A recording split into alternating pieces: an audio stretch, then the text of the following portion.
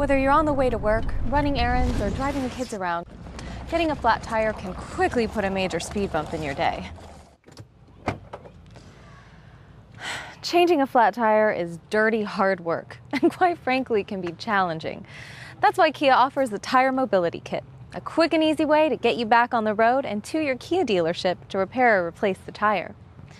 This little guy here takes the place of a spare tire, a lug wrench, a jack, and a whole lot of aggravation.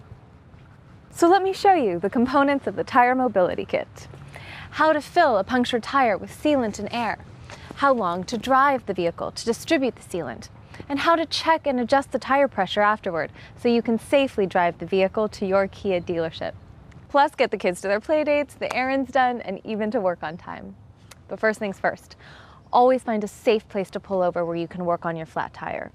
Turn on the emergency flashers, make sure the road behind you is clear, and pull to a safe, flat area. Now, also important to remember, the Tire Mobility Kit will work for punctures in the tire's tread of about 1/4 inch, or 6 millimeters.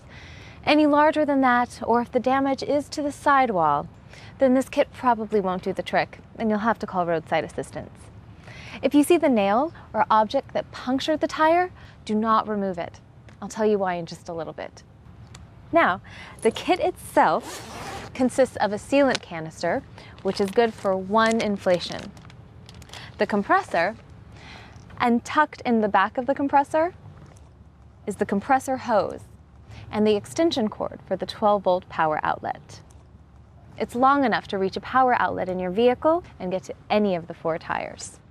Now, to get started, remove the sticker from the sealant canister and place it somewhere you can see it on the vehicle, like on the steering wheel or dash, to remind you to drive at the safe speed limit listed on it until you have the tire replaced or repaired. You'll notice there's an expiration date on the sealant canister here, with the year listed first and then the month. Check that this yellow button is not depressed. This can be used to reduce tire pressure. On kits where the pressure gauge is attached to the compressor hose, make sure the screw cap here is tightened. This may be used to reduce tire pressure and needs to be closed at this point. The first connection is the compressor hose to the sealant canister. Now twist the cap off of the valve stem of the deflated tire. Now connect the hose from the sealant canister to the valve stem. Insert the canister on the compressor. At this point, you want to make sure the compressor is switched to off, or the O position. Take the extension cord and plug it into the power outlet in the vehicle and turn the ignition on. Switch on the compressor like this and let it run for approximately 5 to 7 minutes until the tire pressure reaches 35 psi, not exceeding 7 minutes. What's happening now is that the canister is emptying the sealant into the tire, and the compressor is filling the tire with enough air so that you can drive it. Now, turn the compressor off. If after 7 minutes the tire pressure is below 29 psi, the puncture is too large to seal. Call Kia roadside assistance in this case. Unscrew the hose from the tire's valve stem, and then unscrew the canister from the compressor hose. Then screw the hose from the sealant canister back where the compressor hose was. This will keep any remaining sealant from leaking out. And place the kit back in the vehicle.